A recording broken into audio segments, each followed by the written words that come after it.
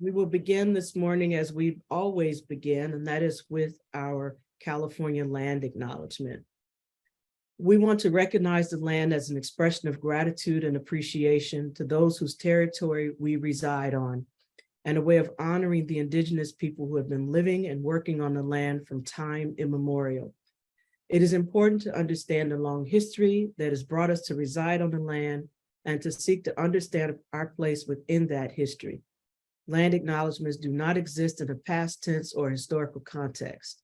Colonialism is a current, ongoing process, and we need to build our mindfulness of our present participation. Acknowledging the land is an important indigenous protocol that we're honoring here today. This language is being dropped into the chat for you. I would like to invite folks to, just take a few silent breaths to yourself, with yourself, while you situate your body in a comfortable way. Or maybe you need to stand and stretch for a few seconds.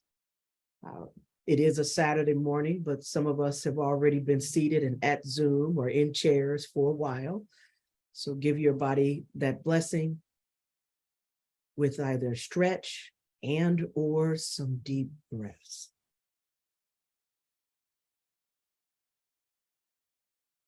We also have our interruption practice statement, which we read at the top of our meetings, and so I'm going to do that. As part of our continuing commitment to racial justice work, when we experience examples of racial narratives, racism, or whiteness in our meetings, or as we conduct our business, we will speak up. This means we can interrupt the meeting and draw the issue to one another's attention. We will do this kindly, with care, and in good faith. Further, as we engage interruptions, we will take an intersectional approach, reflecting the fact that white supremacy and racism operate in tandem with interlocking systems of oppression, of colonialism, class, cis heteropatriarchy, and ableism. This statement is a reminder that we commit to do this in the service of ending the system of racial oppression. I want to remind folks that this is a Zoom meeting format. You will be able to drop your questions in the chat. However, if you would allow us to have a moderated conversation first, and then we will go to Q&A so that you can have a chance to ask your questions. The first part of this meeting is being recorded. Only those folks being spotlighted will be a part of that record. And so once we get to the Q&A, we will cease the recording so that you are able to come on camera and ask any questions you want, or we will be responding live to them in chat. Kiara is dropping into the chat the logistic notes for the conference. Things that are there that we'd like you to do are to complete the survey for the conference, as well as to complete, if you have not already, the bargaining survey, which is also linked on the landing page. There's an opportunity for you to purchase books from some of our speakers by clicking on the link to Reparations Club and accessing the list of books and your 10% discount because you are a participant here. Any of you wishing to use continuing education units, there's also information for there on the landing page also. Okay, so let's get started. I am personally excited for this conversation this morning. We have joining us today people who are actively on the ground and have been on the ground both before as well as after we all had a chance to hear those awful recordings that came out in early October of last year, in which we heard some of our Los Angeles City Council and labor leaders saying awful things and purposefully organizing to alter the shape of politics in Los Angeles, to disenfranchise people, smearing folks' ethnicity, talking about people in very negative terms, which for me, frankly, called into question anything and everything they've had anything to do with in the time that they were in elected positions. And so we've invited to join us today Dr. Melina Abdullah, our very own Melina Abdullah, who is a co-founder of Black Lives Matter Los Angeles, as well as faculty at Cal State LA.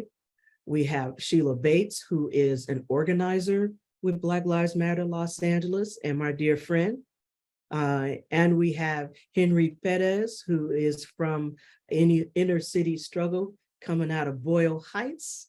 And we have Luis, who is with us from Cielo. So very excited to have all of these good folks here with us today. And what I would like to do now is turn it to y'all in that order. If you remember what order, I'll just call on you, so that you might introduce yourself to our participants. And as you do that, if you would say again what the name of your organization is and what it is that your org does, so that we have a frame for that. So I'm going to go to Melina first. See, now we promised we wouldn't go to me first. Do I need to do that this description in this or no? Listen, yeah, we will not go to you first. Let's back up. I'm going to go to Henry. I can go, but I just need to know, do I need to do the description? Yes. Okay. So I'm Melina, she, her, Melina Abdullah, she, her. I am co-founder of Black Lives Matter Los Angeles and Black Lives Matter Grassroots, of which Audrina and I are both a part of. I'm a mama of 3 kids. I am also Audrina's dear friend, even though she didn't claim me in the intro. And I'm professor of Pan-African Studies at Cal State LA's College of Ethnic Studies, the second College of Ethnic Studies in the nation. I'm supposed to describe myself. I am a Black woman. I'm starting to say I'm 50 years old, but I look 29, right? I got a streak of gray in my hair and round face, light-skinned. I have on red lipstick because my mama told me not to come on the screen without lipstick. And I think that's it. And I'm tired, but I don't think it shows on my face as I'm looking, but I also probably need glasses, according to Audrina. Oh, I don't have glasses, but I probably need glasses.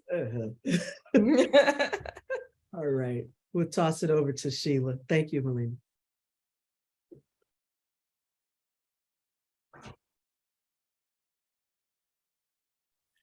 Hi, I am Sheila Bates. I'm an organizer with Black Lives Matter Los Angeles. Proud to be able to have learned from both Audrina and Melina. And I'm a Black woman with light skin as well. My hair is down and curly. I'm wearing a gray sweatshirt, proudly wearing a gray sweatshirt with Sade on it. And sorry for the background noise of my the mini bracelets that I'm wearing on my wrist. Thank you. Henry. Hello, everyone. Good morning. Great to be here with all of you. My name is Henry Perez. I am the Executive Director of Inner City Struggle. I am sitting in my home, and there is a blue sofa behind me with floral curtains also behind me. There is also a print by the artist Ernesto Llerena of a blooming cactus with birds and the sun hovering over it. I identify as a Chicano male. I have short hair and glasses. I am currently wearing a green sweater, and I use he and él pronouns. A little bit about Inner City Struggle. We are a 29-year-old organization based in the east side of Los Angeles. And our vision is that the east side of Los Angeles is a thriving, multi-generational, and civically engaged Latinx community that ensures racial justice, a quality education, an equitable economy, and a healthy built environment for the residents that are most impacted by systemic injustices. And I'll pass it back to you, Audrina. Thank you. Thank you. All right, Luis, you're up. Hi, everyone. Good morning. Good afternoon. Buenas tardes. My name is Luis López Resendiz, and I am the director of the Center for Indigenous Languages and Power with Comunidades Indígenas en Liderazgo. Comunidades Indígenas en Liderazgo is an indigenous women-led organization, and we serve the indigenous migrant communities, not to be confused with Latinos or Hispanics or Mexicans. Even though I was born in Mexico, I do not identify myself as Mexican. I am an indigenous mixtec from the New Sabi nation. New translates to people, Sabi translates to rain. So we identified as people that rain is so happy. I'm so happy that it's raining in LA because it does reminds me of, my land, my ancestors, my grandmother that looks upon me from somewhere in the universe. I am short, like a Oaxacan, as it was described in the audio. A brown face. I have blue light glasses. I don't really wear glasses, but I wear them when I'm in the computer because I get to be in the computer for long periods of time. In the back of me, I just noticed you'll see some masks and some prints that have a shape in the jaguar, because that is the jaguar from the New Sabi or the mixtape community. I am wearing a embroidered shirt with flowers from Sinacantlan, Chiapas. This is a shirt from the Tzotzil community. And I look brown skin, like Simonim-ish, black hair, and I'm happy to be here with everyone. Thank you. Thank you, Luis. Thank you. I know that that's a new practice for most folks, but it's one we are trying to be mindful of because we all enter space and live in bodies with different abilities, right? So we want to make our space welcome to everybody. So first question for our panelists, and Kiki, if we could have all the panelists on screen, I think that would be good. First question, and answer as you will. We'll start with whomever. When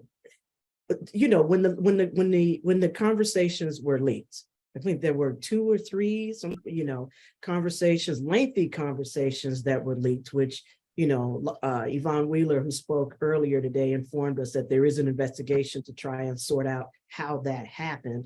But nonetheless, the conversations happened. We know it; they were leaked. I'm wondering, of what you heard, what was any of it a surprise to you? Was it insulting? And what do you think was the most damaging of those comments? Anyone who'd like to start? I can start, if that's okay with everybody. So I was actually at a conference in Puerto Rico. I think it was Sunday it was a Sunday when the conversation was leaked. And I was ending the conference, and we had decided we were gonna go and see this artist. We were gonna go get some good food, and it was morning in Puerto Rico, which meant it was really early in LA. And my phone just starts blowing up. And I didn't want to answer it, but then one of our good friends and one of the best electeds that I know, who finds his political home in Black Lives Matter, Isaac Bryan, called. And I said, let me answer the phone. And I call Isaac my little brother, right? So I said, let me answer the phone. So he starts going in and talking about all that's in these tapes, and, sent me the audio, and I listened. And there was a lot that was jarring to my spirit as a Black woman and a Black mother in particular. So the way that they talked about Mike Bonnen's son, who is a baby, I don't even want to call him a child, who was a baby. He was, I think, 2 years old at the time. He was called a monkey, and we know the long history of Black people being called monkeys and what that means in terms of dehumanization.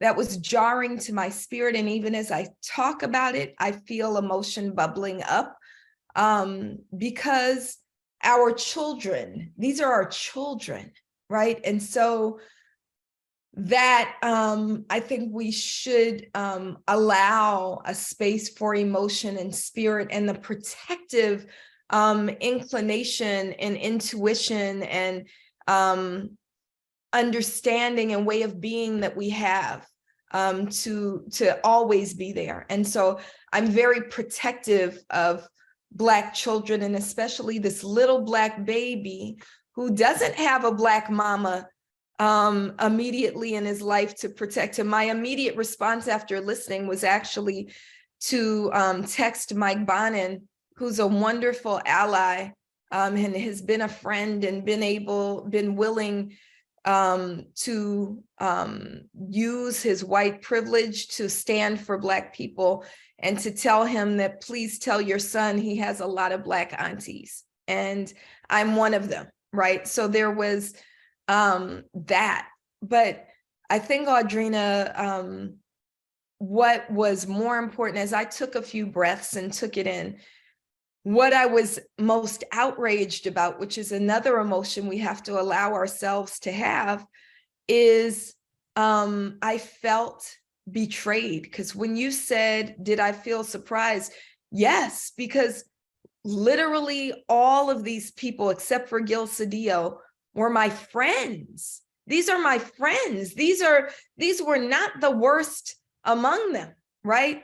I got differences with Nuri Martinez in terms of politics, but we've had drinks together and liked being women of color from the hood, right? And related. And Ron Herrera had become a very dear friend. And he has, I thought a lot about his Black granddaughters, who I know he loves more than anyone in the world. And his Black granddaughters had become part of Black Lives Matter Los Angeles, and, felt close to Ron. And then Kevin De Leon was actually my student. And I used to joke with him that he has me to thank for being in office. And now I feel like I'm to blame for him being in office, because he took my class at Scripps College called Voting Campaigns and Elections. And I feel like he learned some things in that class which helped him to win. He'll say that, right? Or used to.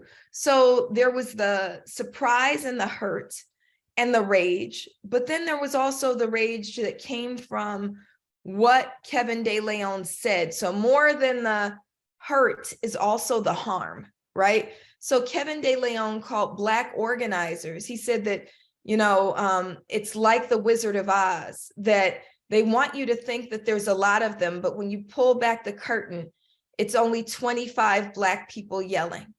And so to relegate the movement for Black lives, especially, to 25 Black people yelling, to disrespect people that we call Baba, like Baba Akili, right? Who's put his life into this movement by saying that we're doing nothing more than yelling, is also a harm. And then finally, and then I'll be quiet, is really understanding and contemplating why these so-called leaders were in a room in the first place, that they were literally in the room to conspire against Black power. And so for me, it really, it's harmful. It's harmful. It's not just hurtful, it's harmful, right? We have a choice to make, whether or not we as people of color and oppressed people are going to move forward together in solidarity, move forward together to topple white supremacy, move forward together to challenge institutions that bring harm to all of us, or whether we're going to try to, chop down each other so that we can get ahead. And unfortunately, those who were in that room chose to take a moment to chop down Black power in order to get ahead. And that's for their individual ambitions. I don't think that freedom for Black folks, brown folks, indigenous folks, people of color comes from chopping each other down. Real advancement comes from working in solidarity and chopping down white supremacy, ending white supremacy. Mhm. Thank you, Melina. I could jump in, Audrina, if that's okay. Please, Henry. Hello, everyone. Again, this is Henry Perez, Executive Director of Inner City Struggle. Thank you, Melina, for starting us off and sharing your thoughts. To your question, Audrina, were we surprised, right? Was I surprised? And then what do I feel is the most damaging? I'll start off with the first. There's so many layers to those audio recordings.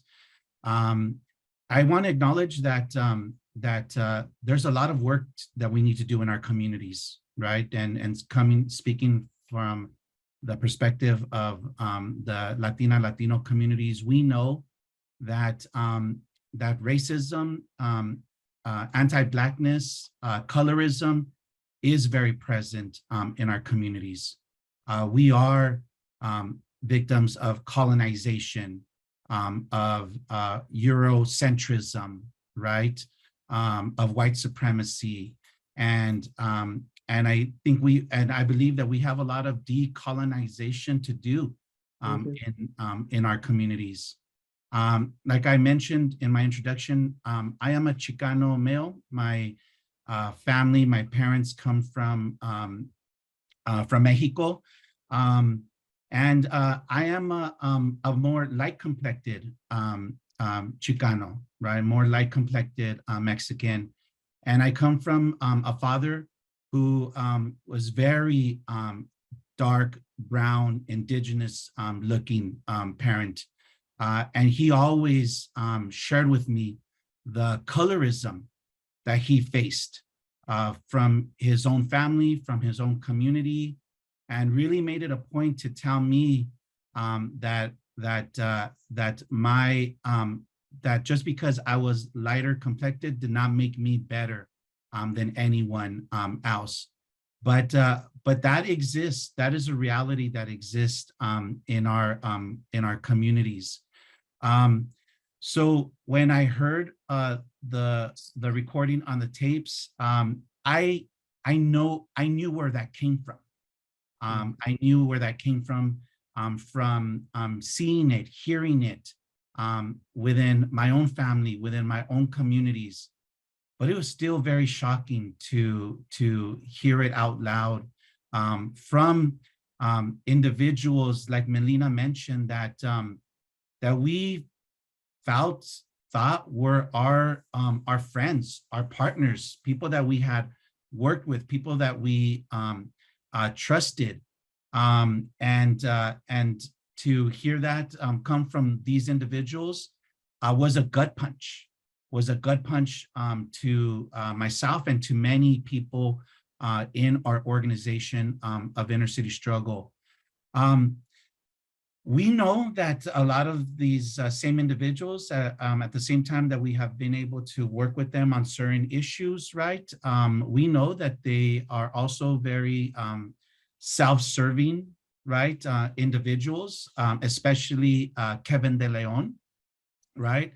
So to know that they were there to really plot against Black power, to plot against renter power, right? By trying to diminish Black power in the city of Los Angeles, trying to diminish renter influence and power in the city of Los Angeles was a very self-serving thing that they were doing. And that part was not as surprising, but to see them be so blatant about it was definitely shocking.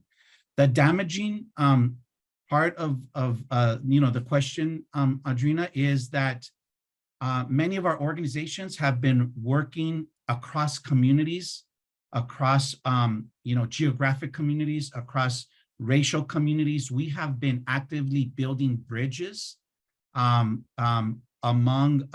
multiracial communities in Los Angeles to fight for the needs of our communities.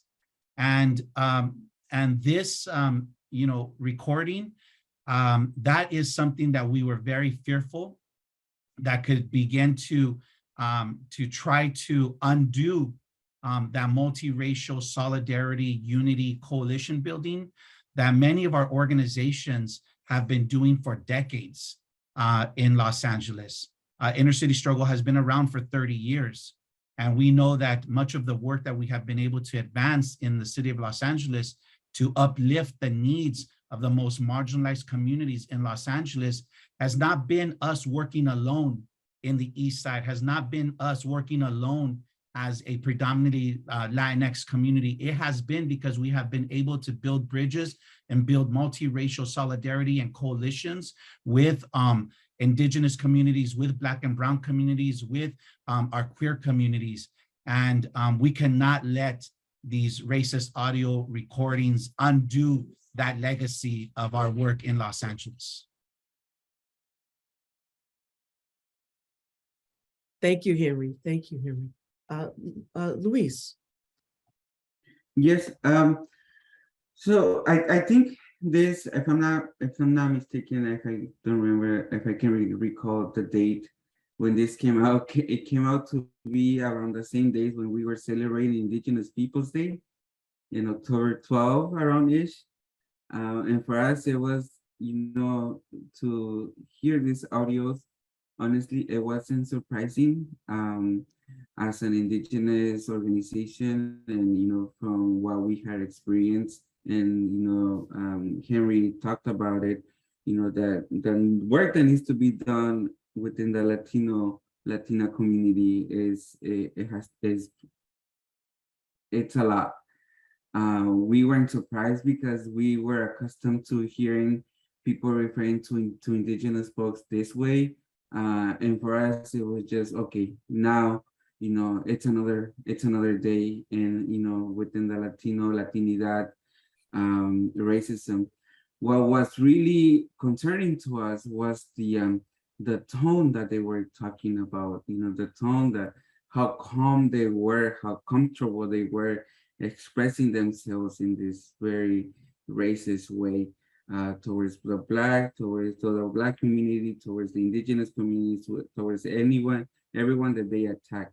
It was the tone in which these messages were delivered, because it showed us that if they were this comfortable, it was going to be a challenge to try to talk to the Latina community about it when they were so calm. It made us feel like they got to a point where they were finally so comfortable to be racist in that way. So that was what worried us. The rest of it, we immediately called for a meeting within the organization, because we knew, okay, how we say it in Spanish, this is el pan nuestro de todos los días. So this is the daily conversations that we hear. So it was just, it was a call for us to talk internally to the organization, because we were gonna hear it from the community. And then we started getting the calls from the community. What are we doing? They are talking about the Oaxacan community. The Oaxacan community was pissed, and they were pissed because Kevin De Leon, Gil Cedillo took pictures with the Oaxacan communities. We did campaigns for them. We had a lot of community members that came out to us and telling us, we feel very disappointed because we took them to our hometown parties. We don't take anyone to our home parties that are not from the community, and we took him. He took pictures with us. He smiled in those pictures with us. So he made us feel like they were our friends when, they talked about this in this way. So for us, it was, people that know Cielo in the community, they came up to us and they were like, what do we do? Do we shut it down? Do we shut it down? Do we have to, when you mess, this is the thing, it's like you don't mess with Oaxacans because Oaxacans in Mexico, Oaxaca represents the rebellious states in Mexico. When they had to shut things down, they would shut things down and they were like, what do we have to do? Do we have to like get him out of power? What do we do? The main conversations that people were talking is like, they sacrificed the women, they sacrificed, Nuri was the first person that left. The comments were not okay, but it was to show also not just on racism, but on the patriarchy that exists within the Latino community, because Nuri was the first woman that, resigned. And Gil Cedillo never resigned, Kevin De Leon never resigned. So for the community, it was like, oh, it goes to show again that, the macho in the Latino community, the patriarchy is so strong. So for us, it was something that we were accustomed to, and we were calling for the Latina community to have those uncomfortable conversations, because this went to show that these conversations happen in exclusive spaces. These conversations happen in at the dinner table. Everyone has a comment towards the Oaxacan community. They made a comment saying, that now these Oaxacans will walk in shoes, making the reference that we were now modern Indians, So, I did notice that the Oaxacan community, when they we had a protest, everyone who showed up in their huaraches. It was like, what do you mean we are modern? We still wear huaraches, Odilia Romero, executive director of Cielo, he showed up in her huaraches. Like, where's Nuri talking about how I wear shoes? Where are my shoes at? I'm still wearing my huaraches, and we all showed up in our huaraches. We're still the quote unquote savage Indians that they are so afraid of, So for us, it was a call, a time to talk about, racism, not to put them in the center of conversations, but to talk about the main issue here is the racism that still exists within the major Latino community, and the importance for them to start having that conversation, and the importance to them, take a step back, because, when this audio were leaked, we had a lot of people who were wanting to be the voice of us, the voice of the indigenous community. They were like, let us facilitate some conversations for you. Let us, what can we do? It was like, well, what you can do is take a step backwards and start talking about the racism that exists within a lot of families, because these comments were really hurtful for the indigenous communities. And we had Odilia Romero share a story with us, and she shared this in multiple spaces. Her own kid, as a Oaxacan kid, was being bullied in school because these comments were made. So it's like, oh, are you another one of those Oaxacans? Do you have shoes? Do you still walk barefoot? So there was things that we had to do to communicate with the young indigenous youth that are growing up in Los Angeles, still speaking their language, to make them feel, okay, this is not a time for us to feel sad, or to feel that we are not worth, being identified as indigenous, but for us to, feel empowered, and to go out there, feeling proud as a Oaxacan, as an indigenous person in the city of Los Angeles. Thank you, Luis. Thank you. And thank you for touching on how your organization was activated by these comments. And Sheila, I'm going to turn to you, but as I'd like you in your comments as an organizer for Black Lives Matter Los Angeles and Black Lives Matter Grassroots to talk about the organizing that has happened since that we heard the recording. And just a time check for everyone, we've got about 23 more minutes. Let's take 10 more minutes for this conversation with you, and then I really would like to get to some questions from folks in our audience. Absolutely. So I will try to condense the first question and the question you just asked together. So Thank you. similarly, when this first dropped, my phone was going off and I was really looking over what was going on and just trying to take it all in. It made me think of a child who would have to deal with this, a child who would have to be explained to about what happened, and who wouldn't really truly get it then, and would have to be explained to later again about what really was said about him. It made me think about children in my family and the children I love, children who deserve better, and LA that deserves better. To be honest, it wasn't really shocking to me because when I sat back and I thought about and considered his voting record, it all really made sense and it all really added up for me. It was disappointing and hurtful, but I want to be clear that it was more than just words, which were absolutely racist and anti-Black and anti-Indigenous. But it was not just him dehumanizing a child, but it was also a blatant attack and attempt to undermine Black power, Black organizing efforts, and decades of Black and Brown solidarity work that have been occurring in the city. It was a conversation that was had in the context of redistricting, where they were trying to further diminish the power of the Black vote. And it was not just words, but sentiments that translate directly into votes and policies that impact Black life and Black community. It was seen in the votes. This can be seen in the votes that he made to expand an already exploding and ever expanding police budget, an exploitative police budget that threatens Black life and robs us of necessary resources. It was seen in his votes to implement and expand 4118, which further criminalized houselessness, all while the largest open air encampment is in his district of called Skid Row, which is predominantly Black.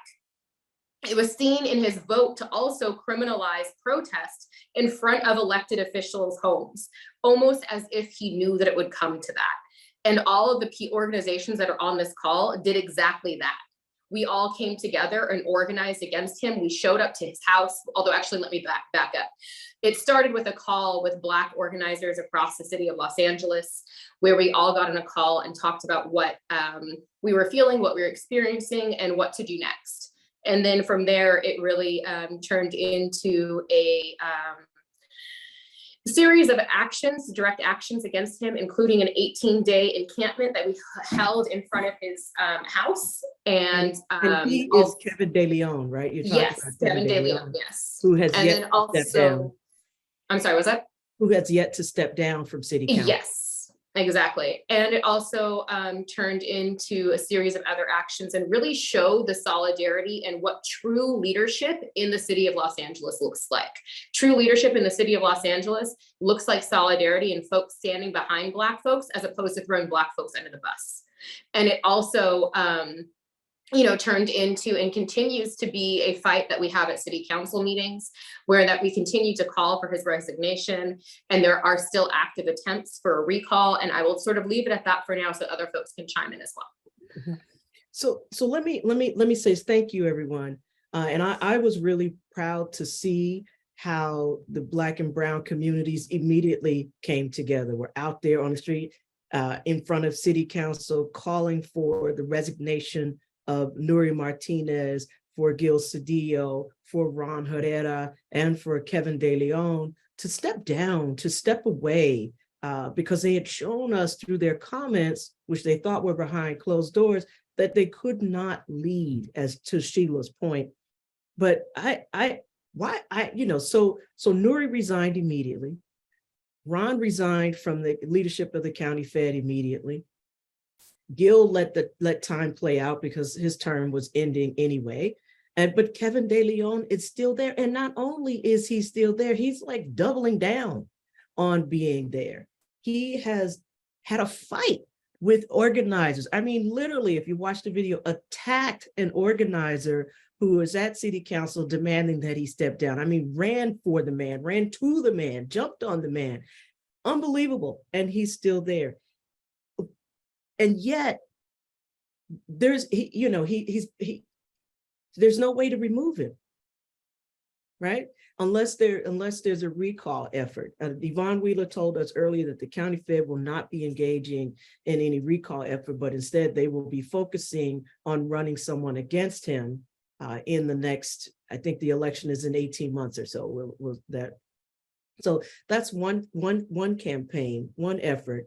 But also, is there any effort, and maybe there isn't because I know y'all are on the ground, but is there any effort to change city council constitution, bylaws, so that a member can be removed when they're found to be unethical? I mean, what they did was unethical. And right now, as I understand it, there's no way to remove a member of the city council.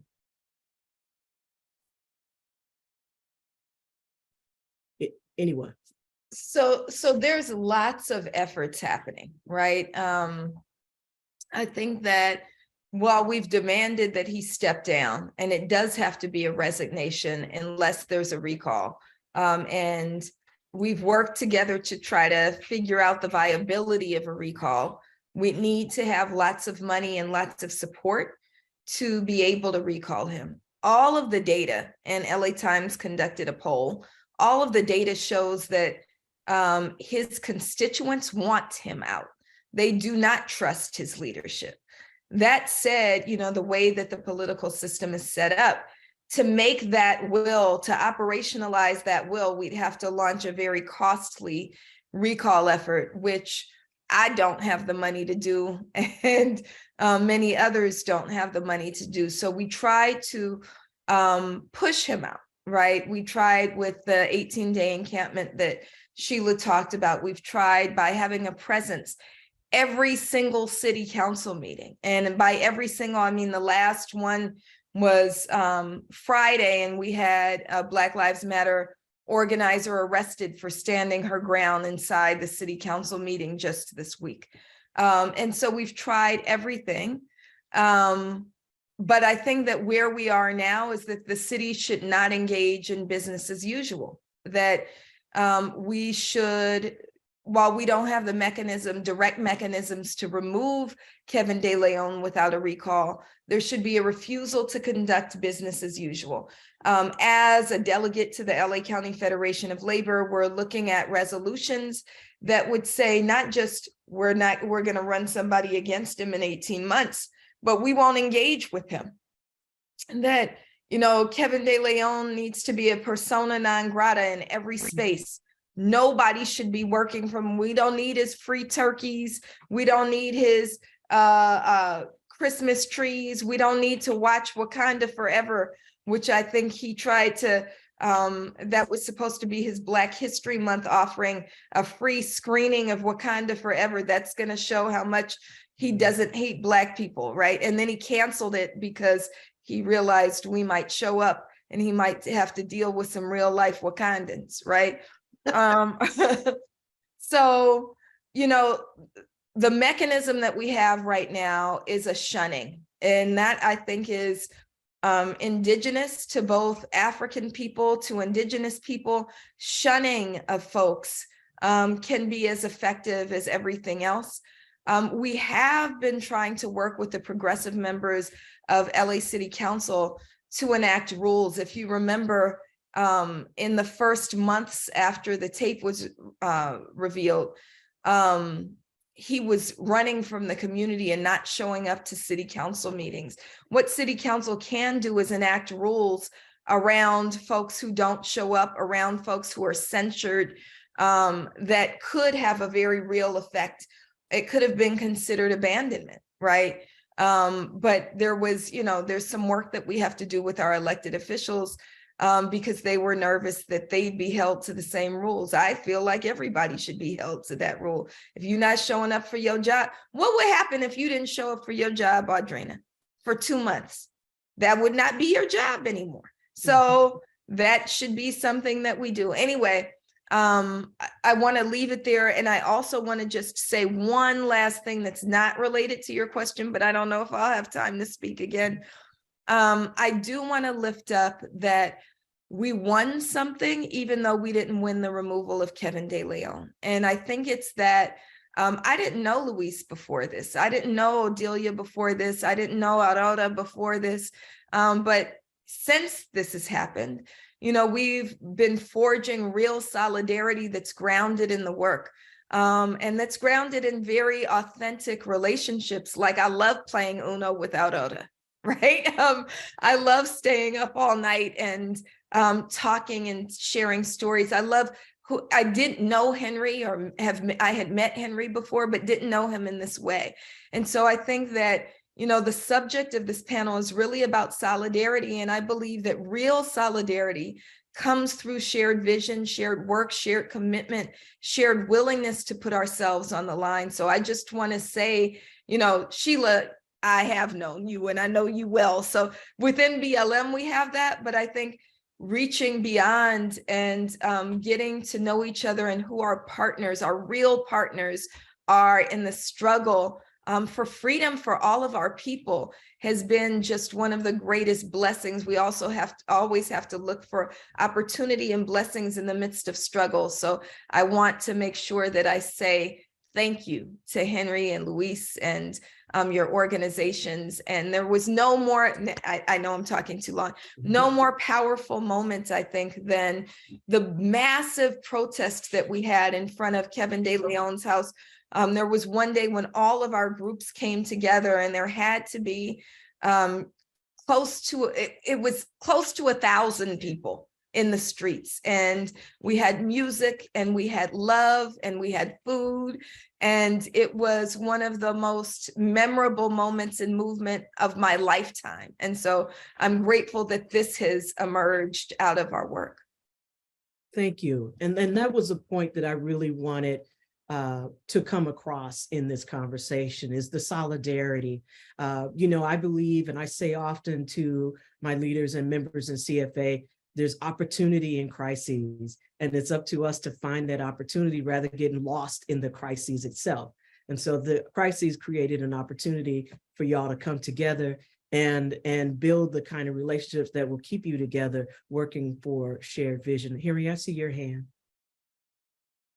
Yeah, thank you, Adrina. And like Melina said, while this has been happening, right, the whole crisis in the city council, it's important to know that we have also been fighting for our communities on other fronts, including the recovery from the pandemic, right, the housing crisis, the emergency, tenant protections, and shifting towards permanent tenant protections as city government is trying to ramp down the COVID protections, right? And I know communities responding to the continued police killings, right, of Black men, right? So we have been dealing with all of those issues, confronting all those issues, and still like focusing on removing KDL. We looked at the viability of a recall, and just dittoing what Melina said, the costly campaign of doing a recall, and also the steep challenge of getting basically 1 in 4 voters of CD14 to sign that petition is a challenge, right? But we have his re-election coming up in March of 2024, less than 18 months. And I think that is an opportunity to remove Kevin De Leon from office. We're going to continue to pressure him to resign, because that needs to continue, right? But as we continue to pressure him to resign, now and into the future, we're also going to prepare for that CD14 election in 2024, March of 2024, because we don't only need to remove him, we need to replace him, and we need to replace him with new leadership in CD14, leadership that is accountable to the community, leadership that is aligned with the community's values and priorities, leadership that will work with other progressive council members in CD14, in Los Angeles, to really prioritize a community focused agenda for Los Angeles. And we're gonna work towards that. continue building that multiracial coalition, sustain that pressure, and also continue doing the narrative work, right? The communications work, to really confront what Kevin De Leon is trying, the narrative that he's trying to put out there of him having supposedly support in his community, of him trying to divide us between activists outside of his community and people in his community. We know that we're working together. The people, like Melina said, the poll in LA Times showed that even his own constituency want him out. 58% support recalling him in his own district. So we need to uplift that, as well as uplift new leadership for CD14. Thank you, Henry.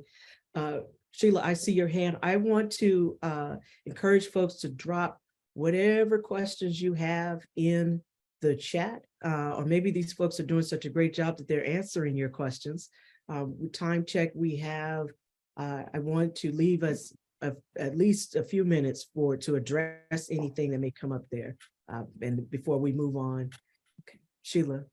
Yes, absolutely. I just wanted to highlight, as Melina uplifted that in regards, and I think Kevin De Leon didn't realize that he actually further activated the community and actually furthered solidarity efforts in real meaningful ways, right? So it really put all eyes on city council in a way that wasn't necessarily happening before. And it got more people to pay attention to what was moving within the city. And it really allowed for folks and other organizations to really rally around each other's issues and around each other's causes. And you saw this happening in real life, like in city council chambers, when someone was talking about tenant issues, and then everybody made sure that they incorporated that into their comments as they were uplifting the need for Kevin De Leon to go, right? We saw that everybody rallied around Keenan Anderson's family while simultaneously uplifting tenants' rights issues, simultaneously uplifting the fact that Kevin De Leon must go. And now, and it's just continued to build momentum of the fact that there were a ton of people who showed up to fight the city against the robo dog that they were trying to bring into the city, right? And we can see how that has continued to really further solidarity in real meaningful ways, where that people are showing up for issues that weren't necessarily their own, but they're seeing the interconnectedness with all of these things. And it's really built an additional people power in a really powerful way. Mm-hmm. Mm-hmm. You all are hitting such important points that we have talked about in our equity conference. We've talked about shaping our stories, building our own narrative, to Henry's point. We've talked that the theme of our conference is co-liberation. So how do we find those places where we can work together because the issues are so similar? We've talked about how do we build power. We've talked about organizing ourselves and being a part of our Los Angeles County Federation of Labor. So you all are what we call love in action, right? You're there, you're on the street, you're making it happen, building those necessary connections. And I, for one, want to appreciate you and uplift your work and ask our members and others who are here today to also be engaged in that way and to give these folks support where you can. And to that point, I'd like for you all to say to people, because we don't have many questions in the chat because you've done a great job of answering a lot of this, say to people, how can they help you? How can they get involved? How can they follow up with you? Let's start with Luis. Thank you. I think Los Angeles, if you live in Los Angeles, if you live here in California, anywhere, we make the city, we make we make the city beautiful. It's a beautiful, diverse, multi-ethnic, multi-language city. There's a lot of us. We're not going nowhere. We're gonna be here. This is our home. We are on stolen, unceded indigenous Tonga territory. But in the effort that we're trying to make, Henry mentioned this. There's a lot of us that want to make this they're working to make it an inclusive and welcoming city. So let's keep it that way. You know, that conversation did brought up some races and unnecessary things that we don't need in our city. You know, in the city that we want to create, we want to welcome everyone. You know, and we're gonna be doing that. You know, as CLO, as an indigenous, as members of different indigenous communities. That's what we are trying to create. You know, a city that welcomes everyone, that appreciates everyone, that is not, you know, violent or racist towards any community. So just to welcome everyone to create that city, because, you know, at the end of the day, this is our home. This is where we are going to, you know, raise future generations. And we want to just create a city where no kid feels, you know, ashamed of being indigenous or coming from different communities, different colors, different languages, different tastes. So that's what we want to build, and, you know, just to welcome everyone to do that, and call out the racists, call them in, you know, because at the end of the day, we can't kick everyone out, but, you know, call them in, because, you know, they're also part of the community, and, you know, we want everyone to work together towards building that solidarity. Thanks, Luis. Thank you. Henry, how do folks get in touch with Inner City Struggle? Yeah, just I did what Luis said, and I would just say that we really need to address anti-Blackness, anti-Indigenousness, racism, right? Really be actively anti-racist within our own organizations, within our own families, within our own communities. So let's really commit to that. But Inner City Struggle, we're convening a coalition of over 50 organizations that I call, I mean, we haven't had a name. I call it the Fuera KDL Coalition. Some others call it the Get the F Out KDL Coalition. But we're gonna be gearing up for some action. So please just turn out for our actions. We'll stay in contact with y'all. Thank you. We have 1 minute. Melina, please. How do folks get in touch with BLMLA other than everywhere? Sure. Stay in touch with BLMLA by following us on Twitter at BLMLA, on Instagram at BLM Los Angeles. And then for national and statewide actions, BLM Grassroots. We also want to encourage folks to continue to shun KDL by showing up at every city council meeting. Those are Tuesdays, Wednesdays, and Fridays at 10 a.m. at City Hall. And then stand with us and CFA as we challenge the police associations that pretend to be unions